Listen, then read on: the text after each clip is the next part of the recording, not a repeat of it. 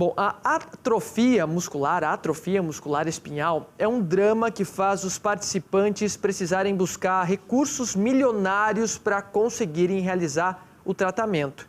Mas agora esse procedimento inédito, que é chamado de terapia gênica, promete inaugurar uma nova era no tratamento das doenças genéticas neuromusculares. Nós vamos conversar agora com o médico geneticista Jonas Salti, que vai nos contar mais sobre este assunto. Boa tarde, doutor. Seja muito bem-vindo ao Conexão RS. Realmente é um drama, né? Nós contamos muitas histórias de famílias que enfrentam esse problema. Medicamentos caríssimos, né? Se não é o mais caro, é um dos mais caros do mundo. O doutor pode trazer essa informação para a gente. E agora, como funciona este novo tratamento? É sim uma esperança para essas famílias, doutor? Boa tarde. Boa tarde, em primeiro lugar, né? Agradeço o convite e a oportunidade de estar conversando com vocês. Certamente é uma grande esperança para essas famílias. A gente tem vivenciado uma revolução nos últimos anos em relação ao tratamento de algumas doenças genéticas, ou seja, doenças que são causadas por alterações no código genético. E essas doenças neuromusculares genéticas, doenças que afetam os músculos, que afetam neurônios, mas os neurônios que vão coordenar os músculos são os que estão realmente tendo um impacto maior, e a atrofia muscular espinhal acho que é o principal exemplo delas, tá? É bem interessante que a gente tem alguns tratamentos já disponíveis e que funcionam para essa doença desde aí de 2017, com aprovação na Anvisa, e a terapia gênica ela vem com aprovação nesse último ano, agora em agosto de 2020, e talvez seja a terapia mais avançada que a gente conheça nesse momento em relação ao seu mecanismo, e ela tenta substituir esse defeito genético que essas crianças nascem com ele, produzindo essa proteína que estaria faltando pelo defeito genético ao longo da vida dessas crianças. O efeito tanto dessa terapia quanto de outras terapias que têm um mecanismo relativamente parecido, mas não igual, é dramático, né? Então, essa doença é muito grave e tem uma resposta bem importante, principalmente quando é precoce, tá? Quando o tratamento é feito no início da doença. E a terapia gênica realmente ela tem uma questão de ser uma administração uma única vez na vida, então tem algumas questões que ela traz realmente uma esperança bem importante para as famílias, porém com essa questão que tu já mencionaste, né, em relação ao custo, que o custo é um custo muito elevado. Então acho que esse drama, né, ele aumenta por essa questão do custo. Doutor, essa terapia gênica, ela é um medicamento, é uma cirurgia, para a gente entender claramente como funciona? Pode ser considerado como se fosse um medicamento, tá? Então é um medicamento endovenoso, ou seja, é feita uma injeção na veia da criança, nesse caso, tá? E demora mais ou menos 1 hora ali o procedimento dessa injeção. E como é que funciona isso? Na verdade é utilizado um vírus, né? A gente está falando aí bastante ultimamente de vírus pela questão da pandemia, mas nesse caso é um vírus que não causa doença em humanos.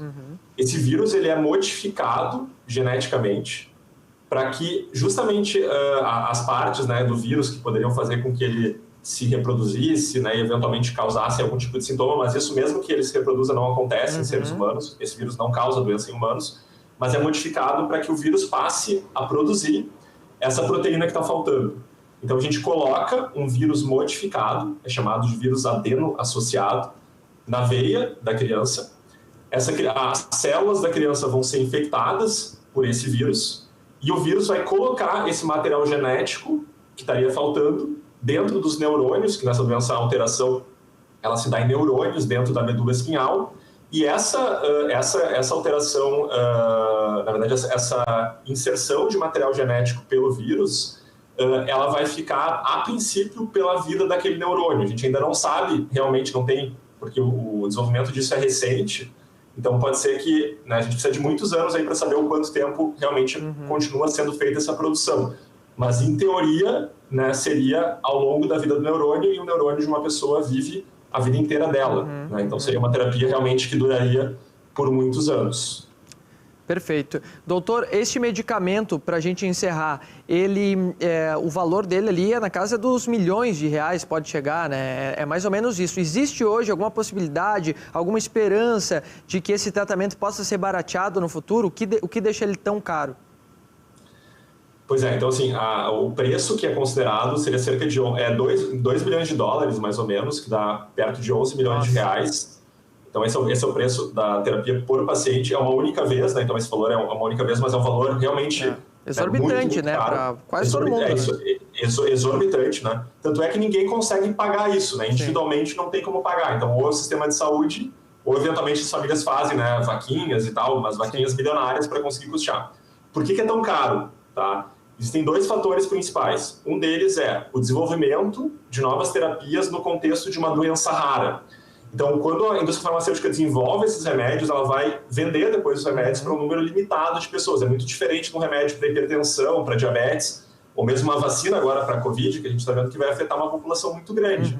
Nesse caso, não, a população é restrita, e daí a realização dos estudos para comprovar que funciona o remédio precisa de vários centros no mundo, porque cada centro vai ter poucos pacientes, então o desenvolvimento desses medicamentos para doenças raras, ele é mais caro.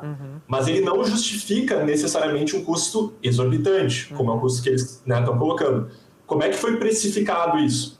Existem alguns tipos que a gente chama de limiares de custo-efetividade. O que é isso?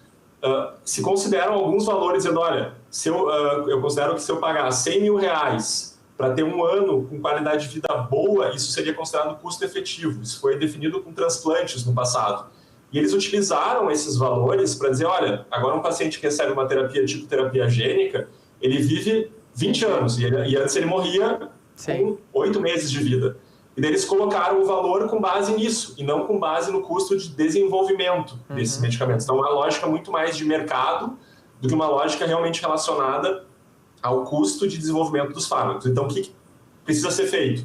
Existem instituições nacionais, existe uma agência chamada de Conitec, que regula o uso desses medicamentos no contexto principalmente do SUS. Então é importante que essas tecnologias sejam avaliadas por essa comissão nacional. No momento que isso é incorporado para o SUS, vai ter toda uma discussão em relação ao preço e tem que ser negociado para baixar esse valor, né? Porque realmente, se a gente for pensar que tem 8 mil doenças raras, que várias das doenças raras podem ter esse tipo de tratamento como uma perspectiva, no futuro isso vai ser um problema gigantesco se a gente não enfrentar a questão dos custos. Eu não sei se ficou claro, mas essa é essa lógica, mais ou menos, desse processo. Né? Muito claro. Doutor Jonas, muito obrigado pela participação do senhor, foi muito esclarecedor, assim, aqui no Conexão RS. Seja sempre bem-vindo. Eu que agradeço, né? Muito obrigado pelo espaço. Um abraço, né? Bom fim de tarde, bom início da noite. Igualmente. Tchau, tchau.